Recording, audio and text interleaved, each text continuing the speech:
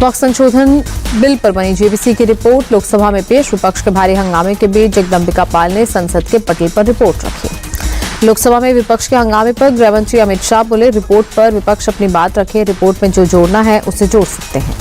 JPC की report पेश होते ही लोकसभा से विपक्ष का वॉकआउट। रिपोर्ट वापस जेपीसी में भेजने की मांग पर अड़ा विपक्ष। वक्फ बिल पर जेपीसी अध्यक्ष जगदम्बिका पाल ने लोकसभा से विपक्ष के वॉकआउट पर नाराजगी जताई। बोले, ऐसा आचरण ठीक नहीं है। लोकसभा से पहले राज्यसभा में पेश की गई वक्फ संशोधन बिल पर बनी जेपीसी की रिपोर्ट। बिल पेश होते ही विपक्ष का हंगामा। वेल में आने वाले विपक्षी सांसदों पर भड़के सभापति जगदीप धनखड़। बोले, वेल में आने की प्रवृत्ति बंद हो। बीजेपी ने विपक्षी सांसदों पर कार्रवाई की मांग की।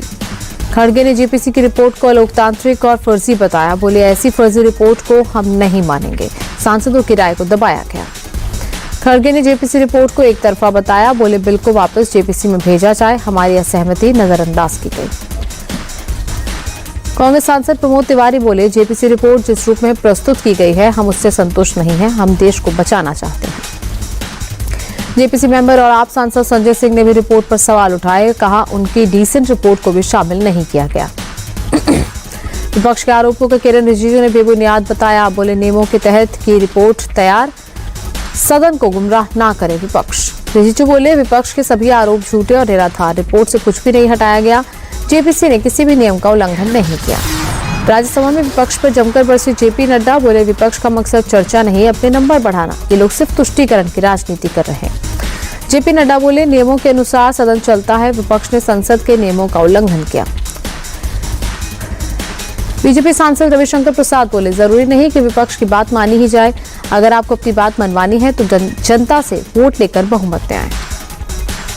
वक्फ संशोधन बिल को अजदुद्दीन ओवैसी ने असंवैधानिक बताया। बोले, ये बिल वक्फ को बचाने के लिए नहीं बल्कि मुसलमानों का अधिकार छीनने के लिए। सपा सांसद इकरा हसन बोले, वक्फ संशोधन बिल असंवैधानिक, ये अल्पसंख्यकों के अधिकारों के खिलाफ। जेपीसी रिपोर्ट में विपक्षी सांसदों की असहमति दबाई गई।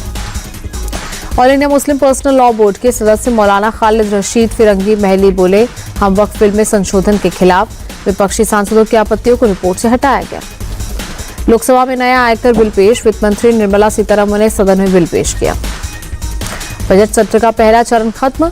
लोकसभा की कार्रवाई 10 मार्च तक स्थगित। 10 मार्च से 4 अप्रैल तक बजट सत्र का दूसरा चरण।